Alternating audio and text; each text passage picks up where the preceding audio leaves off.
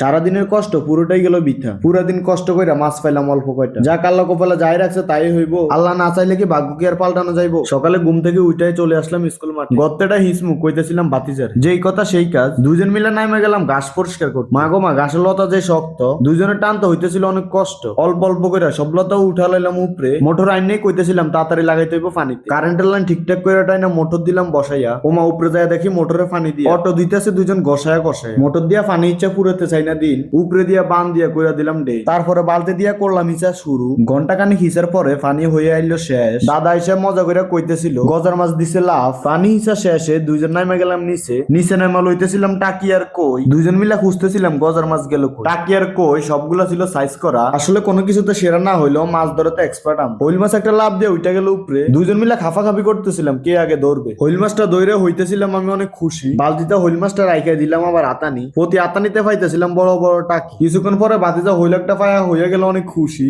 উপরে উঠটা কইতেছিল বালতি কই দেন তাড়াতাড়ি এটা রাখ। শেষের পানিটুকু মোটর দিয়ে না হিসতে পারে মাথা হয়ে গেল নষ্ট। গাছ যেটি উপরে উঠেতে হয়েছিল অনেক কষ্ট।